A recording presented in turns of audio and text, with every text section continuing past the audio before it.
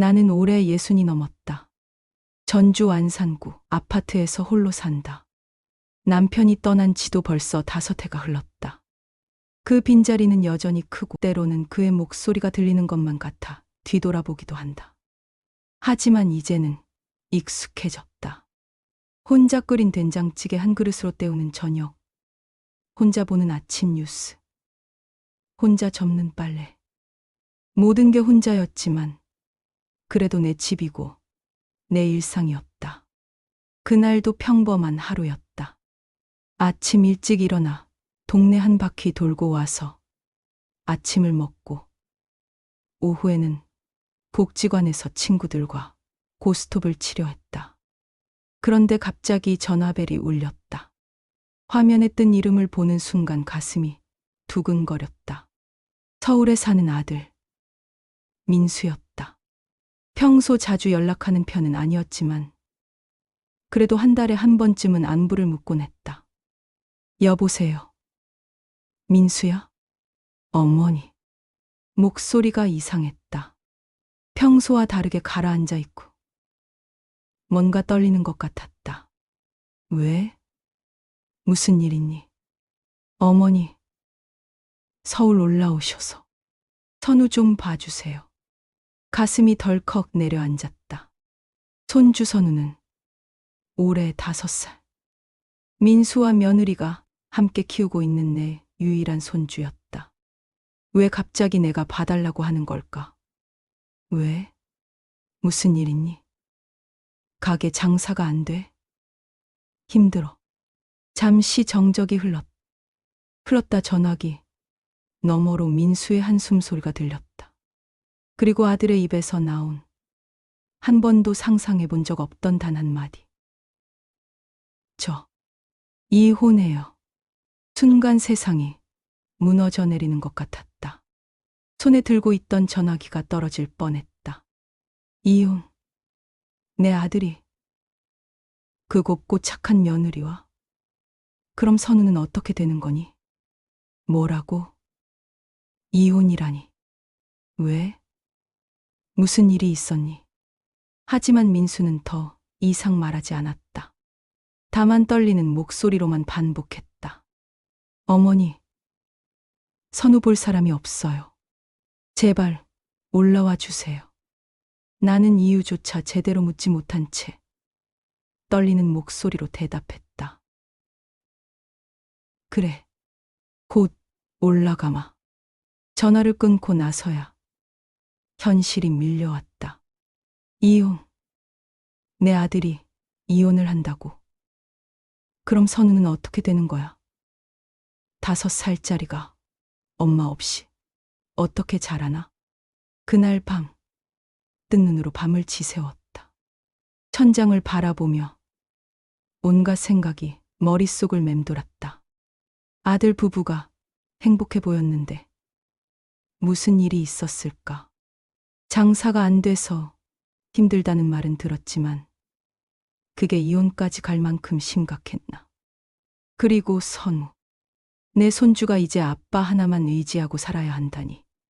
새벽이 되어서야 잠깐 눈을 붙였지만 금세 일어났다. 옷가방 몇 개에 평소 입는 옷들과 선우가 좋아할 만한 과자들을 챙겼다. 전주역에서 첫 차 KTX를 탔다. 서울까지 가는 2시간 동안 창밖 풍경이 빠르게 지나갔지만 머릿속은 복잡하기만 했다. 서울역에 도착하자 민수가 나를 기다리고 있었다. 얼굴이 많이 상해 있었다. 평소보다 살도 빠지고 눈가에는 다크서클이 짙게 깔려 있었다. 그 옆에 서 있는 선우는 어딘가 빛을 잃은 것 같았다. 평소 활발하고 밝던 아이였다. 어머니, 오시느라 고생하셨어요. 괜찮다. 선우야. 할머니 왔다. 선우가 내게 달려와 안겼지만 뭔가 어색했다. 아이도 상황을 감지하고 있는 것 같았다. 집에 도착하니 더욱 충격이었다. 며느리의 흔적이 모두 사라져 있었다. 화장대도 옷장도 신발장도 텅 비어 있었다. 정말로 완전히 끝난 모양이었다. 어머니, 저 이제 나가봐야 돼요. 가게 일이 있어서. 선우 유치원은 저기 편의점 앞이에요. 제가 다 말씀드려 놨으니까요. 민수는 대답할 시간도 주지 않고 급히 나갔다. 남은 건 나와 선우뿐이었다. 작디작은 아이의 손을 잡으니 가슴이 먹먹해졌다. 선우야, 잘 있었어. 할머니가 많이 보고 싶었다. 하지만 아이는 대답하지 않았다. 그냥 내 손을 꼭 잡고 있을 뿐이었다. 다음 날 아침, 선우를 유치원에 데려다 주려고 준비하고 있는데 아이가 갑자기 말했다. 할머니, 저 오늘 유치원 안 가면 안 돼요. 그 말에 가슴이 철렁 내려앉았다. 아이가 이미 뭔가 느끼고 있다는 걸 알았다. 엄마가 갑자기 사라진 것, 아빠가 매일 늦게 들어오는 것, 그리고 갑자기 나타난 할머니. 5살이지만 아이는 모든 걸 알고 있었다. 나는 아이의 손을 꼭 잡고 말했다. 그래, 선우야. 오늘은 할머니랑 데이트하자. 그날 우리는 동네를 탐험했다. 편의점에서 아이스크림과 과자, 젤리를 한가득 샀다. 선우의 눈동자가 오랜만에 반짝였다. 그리고 놀이터에 가서 그네를 밀어줬다. 오래된 팔 힘으로 아이를 하늘 높이 밀어 올릴 때마다 하늘이 엄청 높아요 하며 웃는 선우를 보니 눈시울이 붉어졌다. 이 귀한 아이가 엄마 없이 자라야 한다니. 이를 어쩌면 좋나. 밤이 되어서야 민수가 돌아왔다. 얼굴이 더욱 수척해 보였다. 나는 정성껏 밥상을 차려주며 물었다. 도대체 무슨 일이냐? 왜 갑자기 이혼을 하게 됐니? 민수는 한참을 말없이 밥만 먹더니 한숨을 내쉬며 말했다. 특별한 이유는 없어요. 그냥 너무 힘들어서요. 가게도 안 되고 돈도 없고 아내는 집에만 있으니 답답해하고 친구들도 다 멀어지고 서로 말이 막 나오다 보니 선우 앞에서 싸움만 하고 그래서 끝내자고 했어요. 나는 말없이 밥을 떠주며 속으로 삼켰다. 젊은 부부들이 살기 쉽지 않다는 건 알고 있었다. 특히 서울에서 자영업으로 버티기가 얼마나 어려운지도. 하지만 그래도 이혼까지. 그래, 사람 사는 게 다 그렇지. 힘들어도 견뎌야 하는 거고. 그러나 이어진 민수의 말은 내 가슴을 더 무겁게 했다. 어머니, 아예 올라와서 같이 사실 생각 없으세요? 선우 볼 사람이 없어요. 제가 가게 일 때문에 집에 없는 시간이 많아서 숨이 막혔다. 전주의 내 집, 내 터전, 내 친구들, 내 일상. 하루아침에 다 서울로 올라와서 다시 아이를 키우라는 말인가. 60이 넘은 나이에. 휴. 너무 갑작스럽구나. 일단 좀 생각해보자. 그 주말에 전주로 내려갔다. 답답한 마음에 이웃 명숙이를 찾아갔다. 명숙이는 나보다 2살 어리지만 같은 처지의 과부였다. 남편들이 비슷한 시기에 세상을 떠나는 바람에 서로 의지하며 지내왔다. 명수가, 큰일 났어. 왜? 무슨 일인데? 민수가 이혼을 했대. 손주 볼 사람이 없으니 나더러 서울로 올라와 살라네. 나이 들어 집도 절도 없이. 어쩌면 좋니? 명숙이는 한숨을 쉬며 내 손을 잡았다. 언니, 그래도 가서 봐줘야지. 지도 먹고 살아야 되잖아. 손주는 어떻게 해? 그런 줄은 알지만 내 나이가 어린 게 아니잖아. 다시 애 키우기가 쉽겠니? 그래도 피부치인데 어쩌겠어. 언니밖에 없잖아. 명숙이의 말이 맞았다. 민수의 장인어른은 일찍 돌아가셨고 장모님도 치매로 요양원에 계신다고 들었다. 결국 나밖에 없었다. 나는 그날 밤 고민을 거듭한 끝에 결단했다. 그렇게 내 서울살이가 시작됐다. 첫 달은 정말 힘들었다. 서울의 모든 게 낯설었다. 지하철 노선도 복잡하고 마트에서 장을 보는 것도 어색했다. 무엇보다 선우와 하루 종일 함께 있어야 한다는 것이 생각보다 힘들었다. 60이 넘은 몸으로 5살짜리를 따라다니기가 쉽지 않았다. 하지만 점차 적응해갔다. 유치원 다른 할머니들과도 친해졌고 동네 복지관에서 하는 프로그램에도 참여하기 시작했다. 선우도 나에게 점점 마음을 열었다. 잠들기 전에는 꼭 내 옆에 누워서 옛날 이야기를 해달라고 했고 유치원에서 있었던 일들을 자세히 말해주기도 했다. 민수는 가게 일에 매달렸다. 이혼 후에 더욱 열심히 일했다. 아마 혼자 선우를 키워야 한다는 책임감 때문인 것 같았다. 때로는 너무 늦게 들어와서 선우가 잠든 뒤에야 집에 오기도 했다. 그렇게 1년이 지났다. 선우는 6살이 되었고 나는 완전히 서울 생활에 적응했다. 가끔 며느리가 선우를 보러 왔다. 처음에는 어색했지만 나는 일부러 다정하게 대했다. 자주 보자. 우리 선우가 엄마 얼굴을 까먹으면 안 되잖니. 며느리는 고마워했다. 아이를 만나는 것을 막지 않는 시어머니에게 미안해하면서도 고마워했다. 그런데 1년 반이 지났을 무렵 선우도 7살이 되던 해 민수가 조심스럽게 입을 열었다. 어머니, 제가 가게를 좀 확장하려고 하는데 자금이 부족해서요. 얼마나 필요한데? 한 2억 정도면. 어머니 전주 집을 정리해서 좀 보태주시면 안 될까요? 어차피 어머니가 여기 계시는데 빈집으로 놔둘 것도 없고요. 가슴이 철렁했다. 남편이 남겨준 집. 내 인생의 마지막 보루. 그 집이 내 전부였다.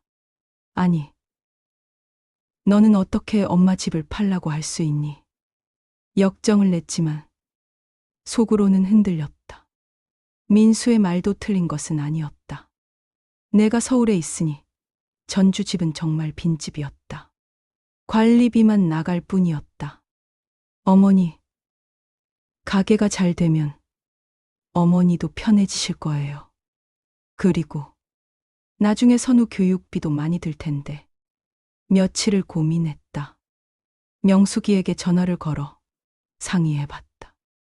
명숙아, 민수가 집을 팔아서 사업 자금을 보태달라네. 언니, 집은 죽어도 팔면 안 돼.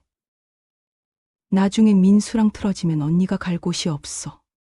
아들이라도 며느리 하나 더 들어오면 어떻게 될지 몰라. 명숙이의 말이 맞았다. 하지만 나는 다른 생각이 들었다. 내가 얼마나 더 살겠니?